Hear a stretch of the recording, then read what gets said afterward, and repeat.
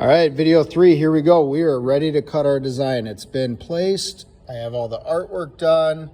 I'm ready to start actually cutting this design into my board. All I did was click on this cut tab, or that button right there, and it's gonna bring up some settings.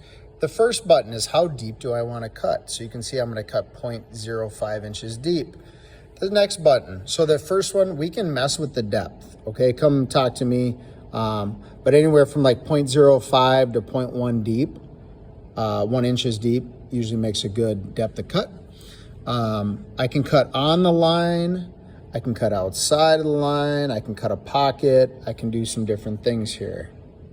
Okay, I typically just cut on the line. Okay, I can offset is the next button. Don't worry about that. This is the tooling I have, 0.125, don't mess with that. The one thing you do need to mess with though, other than the depth of cut and on the line, is this Z touch.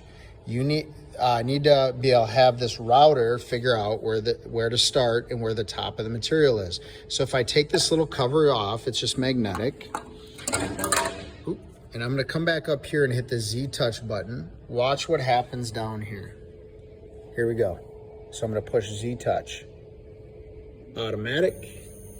It's gonna come down, sense the top of your material, and then it's gonna raise up. So now it knows that the top of your material is considered 0. That's also the Z axis, and it's gonna cut 0.05 inches deep from the top of that. Okay, everything's ready. The only thing you need to do now is, I like to kind of zoom in a little bit. And as I move this around, it's going to highlight different green or blue dots, and I'm going to start cutting. You'd want to turn the vacuum on at this point. Okay. And it's also going to tell you to turn on the router. Now, if you forget to do this, I push the green button and you can watch what happens.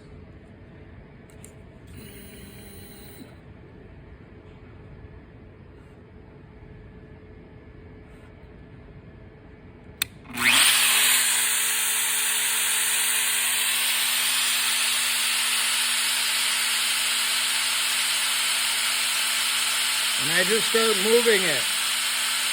And I try to follow the line.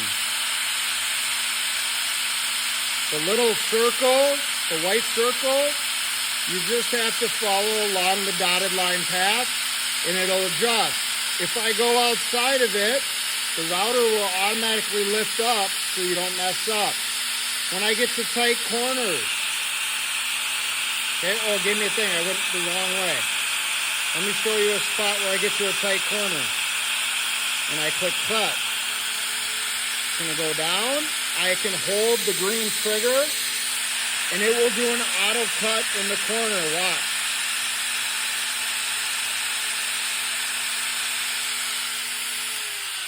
That's kind of a nice feature. When I'm done cutting, I can click the red button, which is retract, and the CNC will come up. There you go.